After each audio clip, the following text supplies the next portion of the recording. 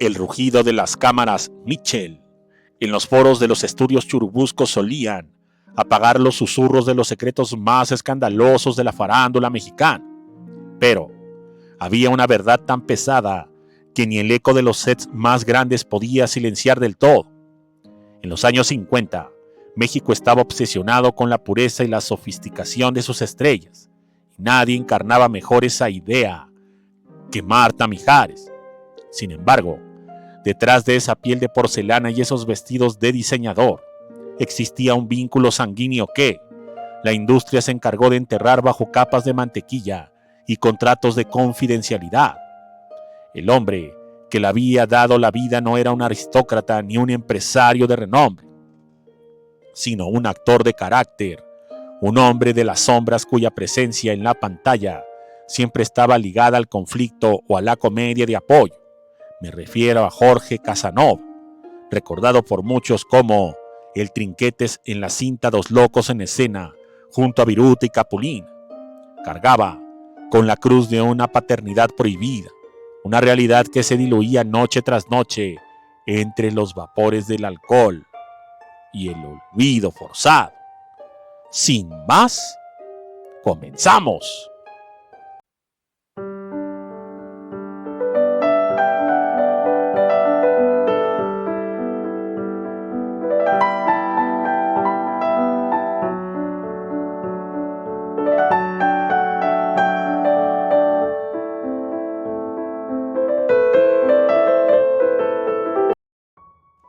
La historia de Jorge Casanova es la crónica de un talento desperdiciado en las barreras de las cantinas y de una ambición que fue devorada por una enfermedad que en aquel entonces no se nombraba en las cenas de gala: el alcoholismo severo.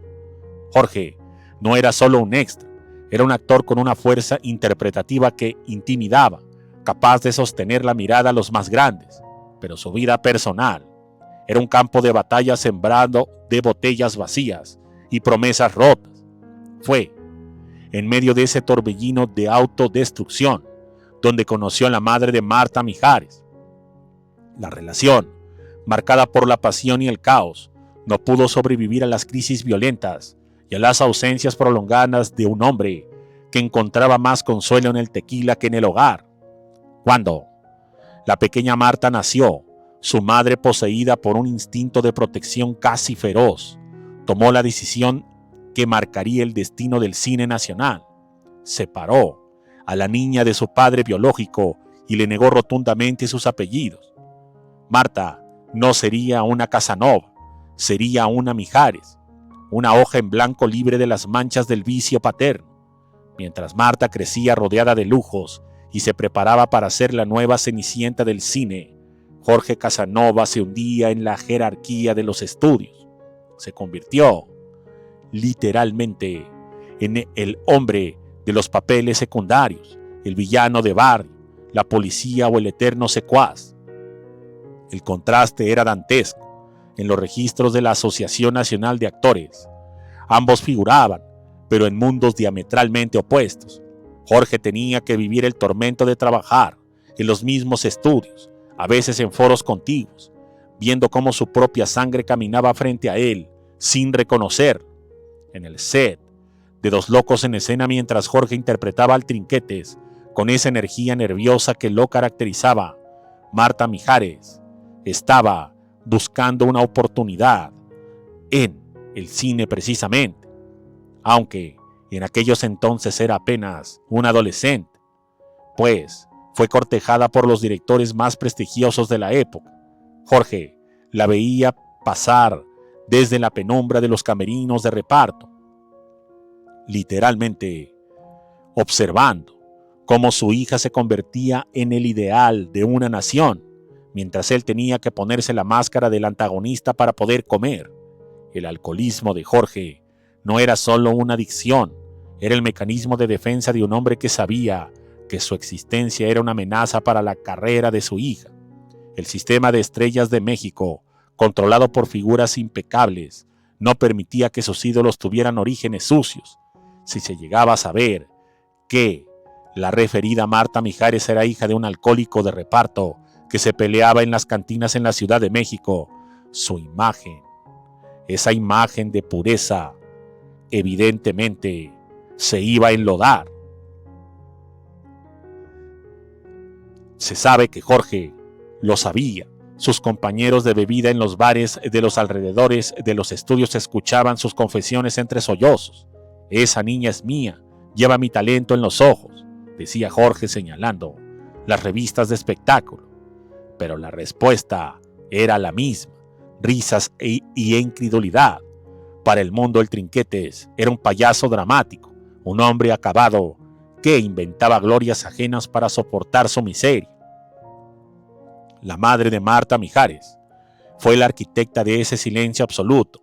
Ella vigilaba cada paso de la joven estrella, asegurándose de que el pasado nunca cruzara la puerta de los estudios. Se dice que hubo encuentros tensos en los pasillos donde Jorge intentó acercarse, no para pedir dinero, sino para ver de cerca esos ojos que eran el espejo de los suyos, pero la seguridad de los estudios y las órdenes directas de la gerencia lo mantenían a raya.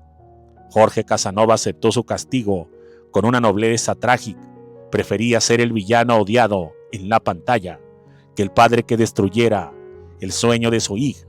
Su cuerpo empezó a ceder bajo el peso de la cirrosis y sus ojos antes brillantes por la actuación se tornaron amarillos por la enfermedad y la nostalgia. Marta, por su parte, vivía en una burbuja de éxito, convencida de que su linaje era impecable, sin sospechar que el hombre que hacía reír y temblar en las películas de Viruta y Capulina era el autor de sus días. El final de Jorge Casanova fue tan oscuro como los papeles que interpretó.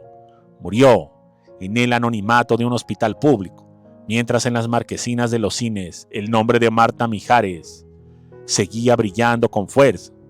No hubo reconocimiento póstumo de su paternidad, ni una mención en las memorias de la actriz.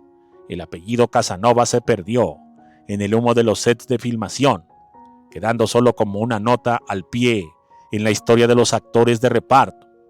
Esta es la realidad de la época de oro. Un mundo construido sobre mentiras necesarias, donde un hombre tuvo que morir como un extraño para que su hija pudiera vivir como una reina. Jorge Casanova, el Trinquetes, fue el sacrificio humano que el cine mexicano exigió para mantener intacta la leyenda de Marta Mijares, llevándose a la tumba el dolor de un padre que nunca pudo ser nombrado, pero cuya sangre corrió por las venas de los sets de grabación. Se sabe que Marta Mijares, enterada de la paternidad, siempre rechazaría a su padre. Incluso puso en su testamento que jamás se hablara de este tema. Muchas gracias y hasta la próxima.